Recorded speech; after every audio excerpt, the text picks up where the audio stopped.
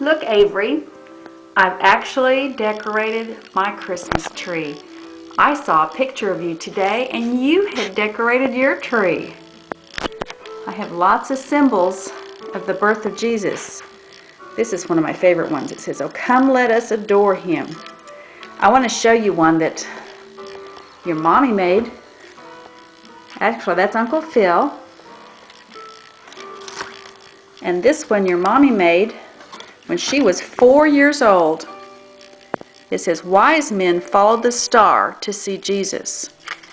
Here's a picture of your mommy. Let's see what year that was.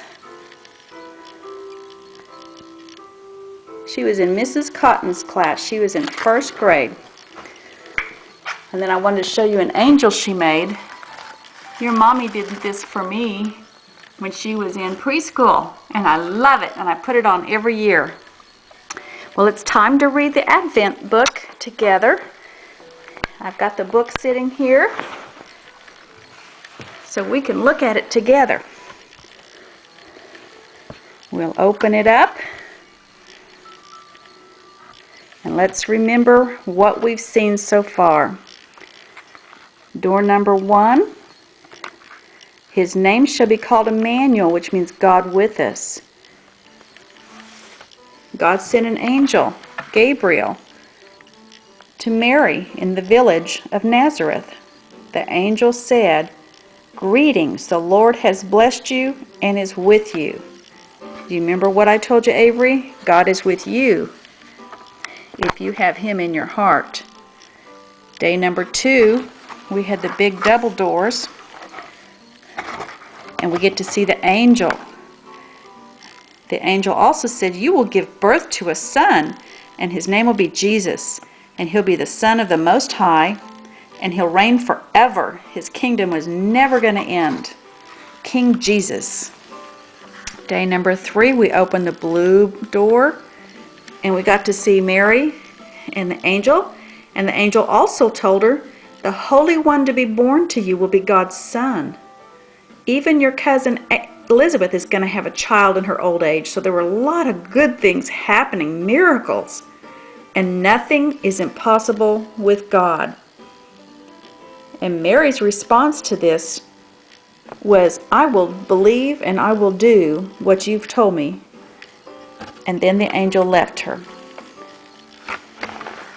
Day 4, you see Mary went to visit her cousin Elizabeth, and there's joy when Mary greeted and said, "Hello." Elizabeth's baby jumped inside her for joy, and Elizabeth told Mary that she was blessed because she believed that what the Lord said would really happen. It's good that we believe what God says in His Word. And there's Joseph. He was concerned because he learned that Mary was going to have a baby, and they weren't married yet. And he was asleep, and an angel of the Lord came to him and told him that Mary was to have a baby from God. Joseph was to name the baby Jesus because he would save his people from their sins. He would also be called Emmanuel, which means God with us. That was day 5. Day 6, they took a trip. There was a law that said everybody had to go to their home they were born in. That would be for you, Avery. You'd have to go to Dallas, Texas if your daddy had to do that. And they went to register. Joseph was from the family of David, so they went to Bethlehem, which is where David was born. Day 7 is big doors like Allison's church that we raised her in, your mommy. And it was time for Jesus to be born. And there's baby Jesus in her mommy's arms and with her daddy's caress.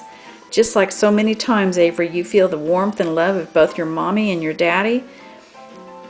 And he was born, and Mary gave birth to her firstborn, a son. And remember I said you're the firstborn daughter in your family, and you're precious to all of us.